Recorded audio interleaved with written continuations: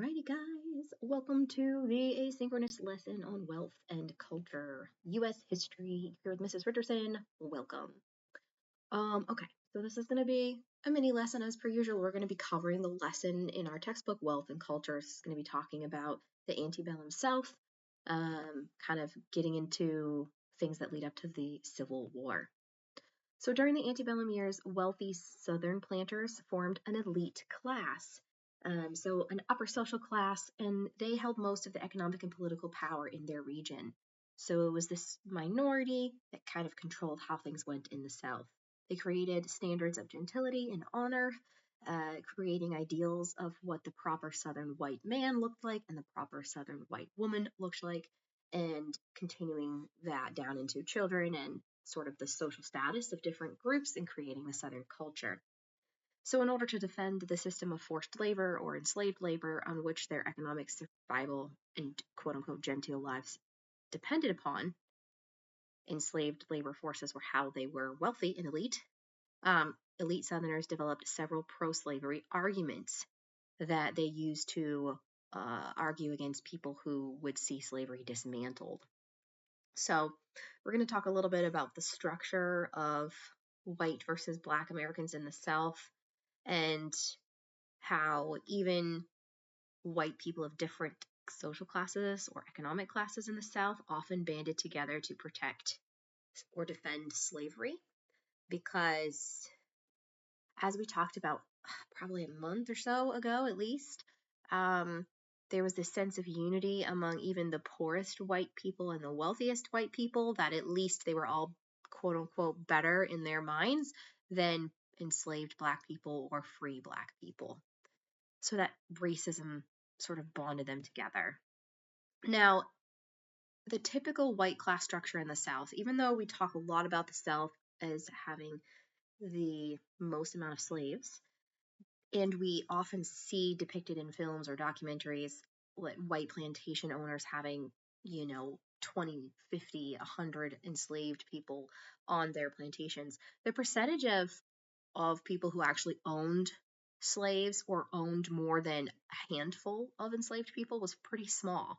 So again, that elite, crazy, wealthy, upper white class in the South was a small portion of the population. So this graph here shows you, okay, 76% of people in the South didn't own slaves. They weren't wealthy enough to own slaves.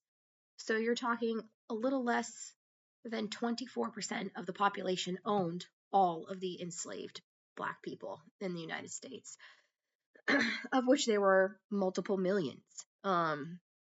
So you had a lot of the wealth, quote unquote, via enslaved people in a small amount of the population.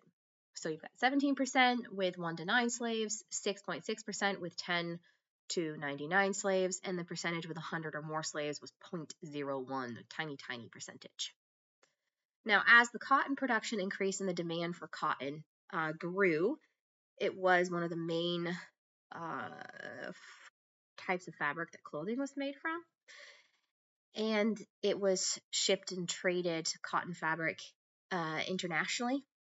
So the demand for cotton was continuing to increase, and these cotton planters grew wealthier and wealthier and more powerful. And of course, their entire economic status and financial status depended upon enslaved labor. As their wealth grew, they gained considerable political power and more influence. These were often people who were the governors of a town, or influenced the governors of a town, or perhaps, or I shouldn't say governors of a state, or mayors was the word I was looking for. I'm the mayor of your local town. And in many cases, what they say really went, and it was very socially unacceptable to disagree with these male white upper class leaders of Southern society.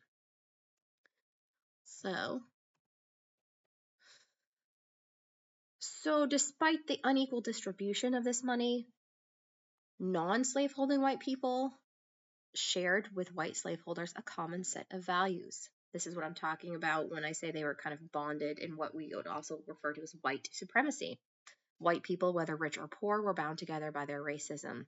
Slavery diffused class tensions among the white people because no matter how poor they were, white Southerners knew that they at least were white, like the mighty plantation owners, and they were still a step above black enslaved people.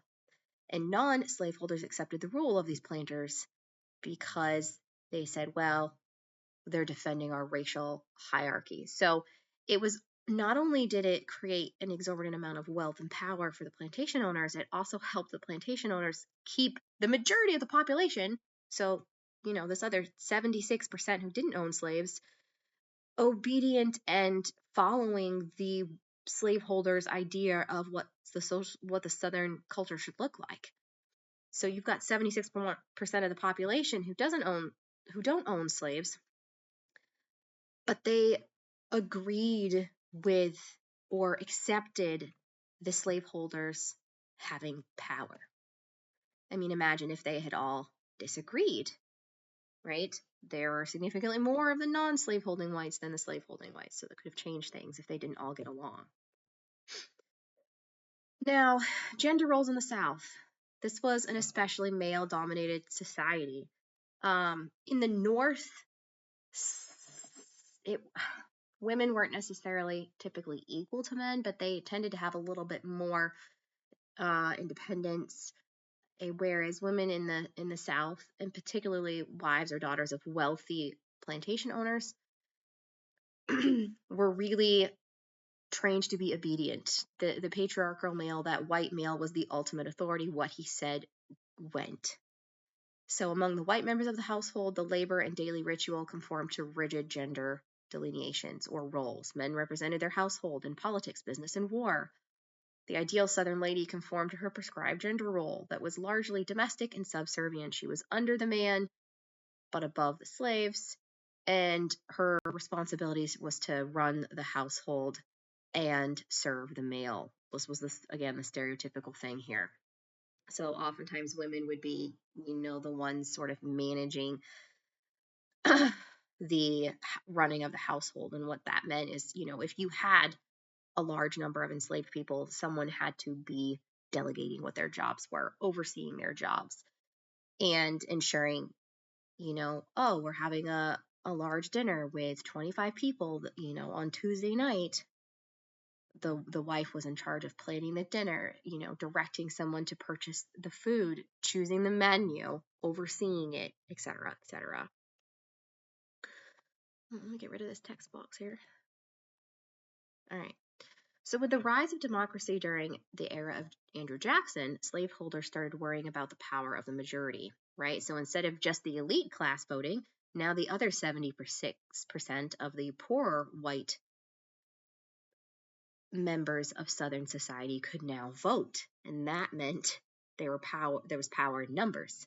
So the more people that could vote, whether it was in their local government or in the national government, right, they had the choice, or I should say, because there were more of them, they had more power in choosing who was elected.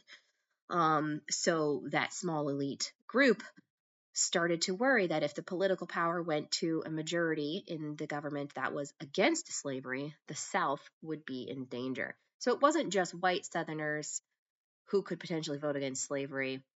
It was the idea that more people in general could vote, including all of the middle and lower class white men in the North who perhaps would be more opposed to slavery.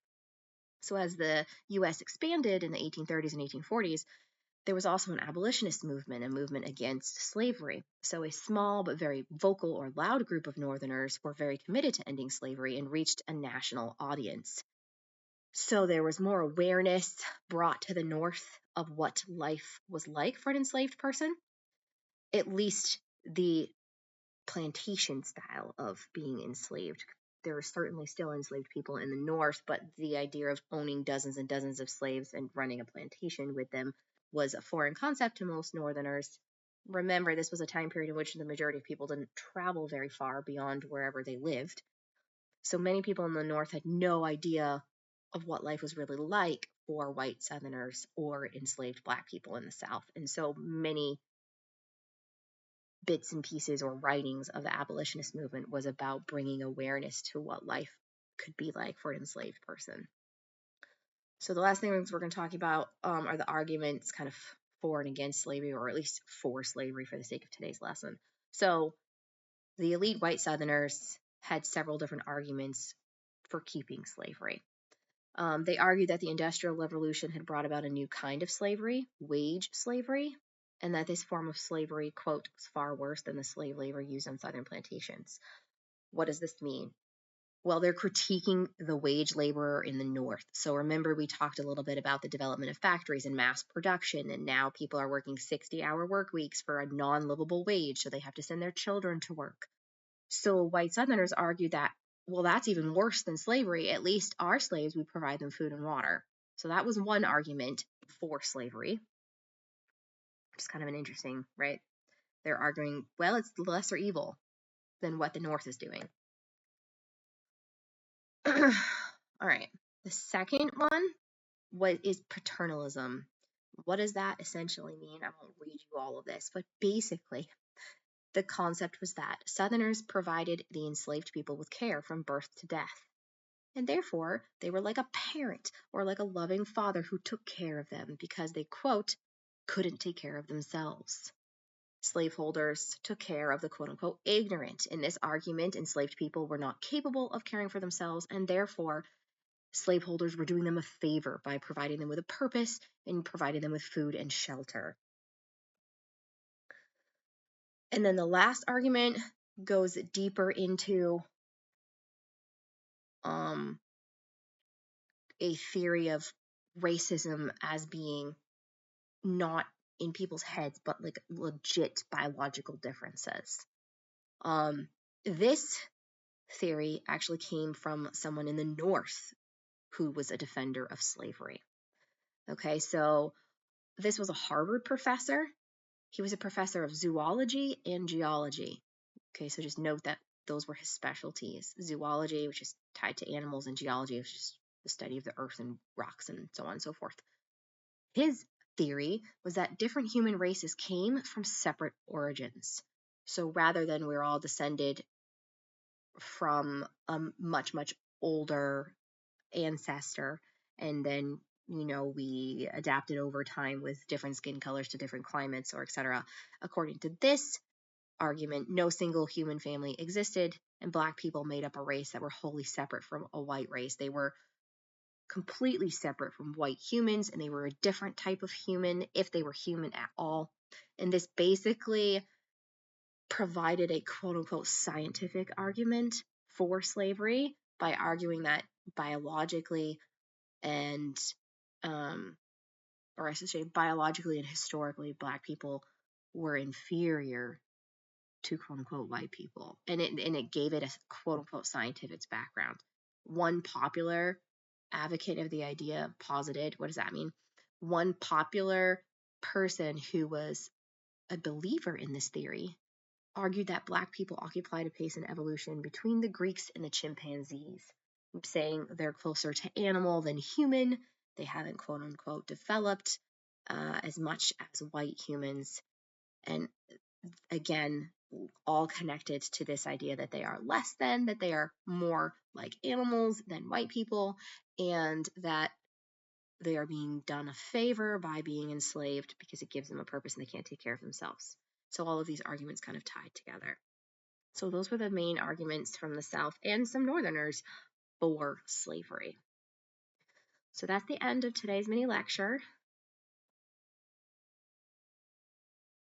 So I'm going to stop the recording. And there is, I believe, an associated quiz with this, which again would just be wealth and culture in the South. All right, see you next time.